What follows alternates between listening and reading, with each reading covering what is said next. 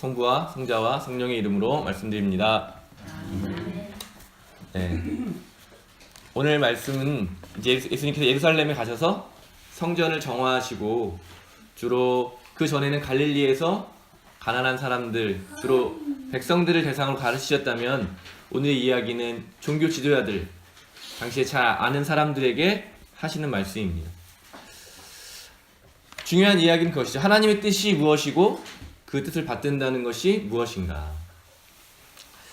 오늘 한국교회에서는 하나님의 뜻은 다 정해져 있고 무조건적으로 그것을 그냥 받들어야 된다, 이렇게 많이 가르치면서 오늘 성경 말씀도 아마 순종으로 많이 해석하는 것 같아요. 하나님의 말씀을 무조건적으로 순종해야 된다.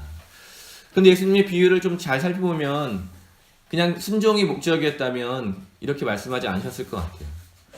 그런데 대답과 행동이 다른 두 명의 아들을 비유로 드신 이야기는 그 당시 상황, 또 우리가 하나님의 뜻을 순종한다는 것이 그렇게 아주 단순한 이야기만은 아닐 것 같습니다. 예수님 당시에는 그리스도교라는 게 없었고, 예수님은 어떻게 보면 그 당시 주류 종교 관점에서 보면 좀 이단 같은 모습이죠. 성전을 중심으로 하는, 또는 율법을 중심으로 하는 그런 신앙에서 볼 때 늘 예수님 못마땅한 거예요. 그래서 늘 공격하는 것이 왜 율법을 지키지 않느냐, 안식일에 병자를 막 고치고, 그러니까 그걸 일을 하는 거로 본 거고, 또 이삭을 잘라서 먹고, 그런 일을 하는, 그런 안식일을 어긴 사람으로, 또 정결법을 어기고 죄인들과 함께하는 사람이고, 또 성전에서도 성전 중심의 그런 것들을 거부하시는 예수님의 모습을 보면서 당시 종교자들은 예수님을 막 공격한 것이죠. 그때 예수님이 이런 말씀을 하시는 겁니다. 하나님의 뜻이 어디에 있느냐. 참 복잡해지죠. 이스라엘 사람들은 아주 오랜 시간 동안 자신의 조상들로부터, 또 모세라고 하는 큰 예언자로부터 자신들이 받은 뜻이 잘 유지되고 있다고 생각했는데 예수님 보기에는 그것이 아니었던 것이죠. 바꿔 말한다면 우리 기독교가 2000년이 넘는 시간 동안 하나님의 뜻을 잘 간직하고 있다고 생각했는데, 바로 오늘 우리가 하나님의 뜻을 제대로 실천하지 못하고 있다, 이런 말을 듣는다면 우리는 어떻게 대답하겠는가, 이런 것이죠. 오히려 신앙이 없는 것 같은 사람들, 교회 밖에 있는 사람들이 더 하나님 가까이 있다라는 이야기를 듣게 되었을 때 어떤 마음이 드십니까? 결국 오늘 말씀에서 우리가 깨달아야 될 것은 하나님의 뜻에 무조건 순종해야겠다, 이런 말씀이라기보다는 내가 지금 어디에 서 있는가, 내가 종교라고 하는 이 테두리, 교회라고 하는 이 테두리 안에서 내 신앙에 없으면서도 그냥 나는 이 테두리에 머물러 있기 때문에 확실한 믿음을, 구원을 얻게 된다 라고 생각하고 있는 것은 아닌지 한번 돌아봐야 할 것 같습니다. 그래서 예수님께서는 비유를 통해서 너희가 가겠다고 했지만 가지 않은 둘째 아들과 같다. 그러나 저 밖에 너희들이 죄인이라고 하는 저들이야말로 가지 않겠다고 대답했지만 간 첫째 아들과 같다 라고 말씀하시는 것입니다. 그러므로 그 당시 사람들이 생각했던 기준과 판결이 완전히 뒤집어지는 것이죠. 의인이라고 생각했던 사람은 죄인으로 판결을 받고, 죄인이라고 생각되었던 사람은 의인으로 판단받는다. 참으로 두려운 말씀이고, 오늘 다시 한번 말씀 앞에서 우리의 신앙과 우리의 삶을 다시 한번 점검해 보아야 될 것입니다. 지난 주일에도 그렇고 오늘도 그렇고 다음 주에도 계속해서 꼴찌가 첫째가 되고 첫째가 꼴찌가 된다고 하시는 이 예수님의 말씀을 우리가 계속 기억하게 될 것 같습니다. 우리가 신앙생활을 아무리 오래 했다고 해도 그것이 우리의 신앙을 보증해 주지 않습니다. 아무리 좋은 교회에 다녔다고 해서 그것이 우리의 신앙을 보증해 줄 수 없습니다. 유명한 종교 지도자들을 잘 알고 있고 또 그들이 가르치는 그 가르침을 잘 따랐다고 해서 그것이 우리의 신앙을 보증해 줄 수 없습니다.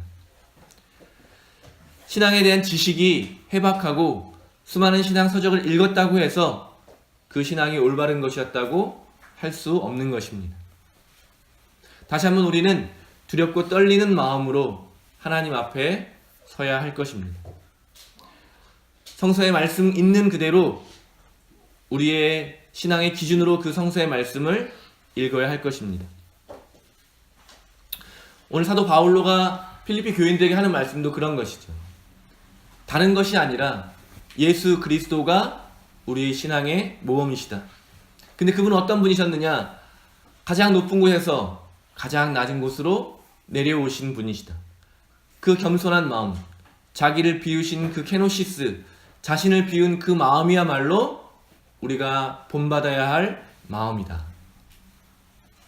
자신을 내어주신 그 사랑이야말로 우리가 걸어가야 할 길이다라고 말하고 있는 것입니다. 예수님은 그 당시 신앙의 제도, 그런 지식을 통해서 하나님을 만난 것이 아니라 살아계신 하나님과 직접된 관계를 맺으신 거죠. 성서의 곳곳에 홀로 밤새 하나님 앞에서 기도하셨다라고 하는 성경 구절은 그 당시 종교 제도에 따르는 것이 아니라 살아계신 하나님 안에서 하나님을 깊이 경험하는 체험을 예수님께서 하셨고, 그것이야말로 그분의 삶과 그분의 어떤 가르침의 기초가 되었다는 것을 우리가 기억해야 할 것입니다. 그래서 그 당시 사람들은 하나님을 감히 이름조차 부르지 못하는 그런 하나님을 아빠라고 불렀던 것이죠. 그 당시 사람들이 너무 불경한 일이죠. 정말 너무 위대하시고 너무나도 훌륭하시고 너무나 높으신 그 하나님을 아빠라고 하는 칭호로 부르는 예수님이 얼마나 불경스럽게 보였겠습니까? 그러나 예수님은 이런 친밀한 관계로 세상의 모든 것을 새롭게 보신 것이죠. 모든 종교, 사람들, 또 사람들의 삶의 모습, 이런 것들을 다 이런 친밀한 관계 안에서 새롭게 보시고, 또 쉽게 판단하거나 정죄하는 그런 모습이 아니라 그냥 있는 그대로의 모습으로 진실되게 사람들과 만나셨습니다. 그러면서 그들의 아픔과 고통을 자신의 아픔과 고통으로 느끼면서 하나님께 진실된 마음으로 기도하셨고, 그 기도가 치유와 회복이라는 모습으로 나타나게 되었던 것입니다. 오히려 힘을 가지고 있는 지도자들의 위선과 허위를 드러내셔서 그들의 미움을 받으셨고, 결국 끝끝내 자신을 높이려는 유혹을 물리치고 시대에 가득한 그 악과 결연하게 맞서시는 것 때문에 자신의 생명을 십자가에 내어주실 수밖에 없었습니다. 그럼에도 예수님은 그런 길 가운데 끊임없이 하나님과 교제하는 그 삶, 하나님의 마음을 자신의 마음으로 품으셨려고 했던 그런 모습을 보여주셨습니다. 요한복음에 예수님께서 말씀하신 것이 하나님 안에 내가 있고 내 안에 하나님이 있다라고 하는 하나님과 일치된 모습이 무엇인가를 우리에게 보여주신 것입니다. 그러므로 우리는 다시 오늘 우리의 신앙의 기준인 예수 그리스도를 바라보기를 원합니다. 그분이 지금 이 시간, 이 장소에 살아계시다고 하면 어떤 모습으로 살아가실까? 그분이 바로 지금 이 시간에 우리와 함께 하신다면 어떤 말씀으로 들려주실까? 바로 그분의 말씀이 우리의 말이 되었으면 좋겠습니다. 그분의 삶의 모습이 바로 우리의 삶의 모습이 되었습니다. 때로는 그것이 우리를 환난과 핍박으로 이끌어 갈지라도 서로가 격려하면서 그 고난의 길을 갈 수 있게 되기를 바랍니다. 수많은 고통받는 사람들, 버려진 사람들에게 희망이 되어지는 우리의 삶의 모습이 되기를 바랍니다.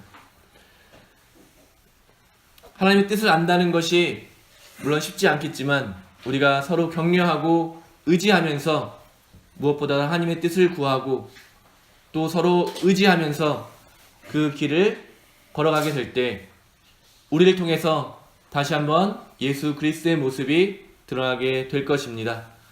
하나님의 말씀이 우리의 삶 가운데 우리의 삶을 통해서 드러나게 되기를 간절히 바랍니다. 성부와 성자와 성령의 이름으로 말씀드렸습니다.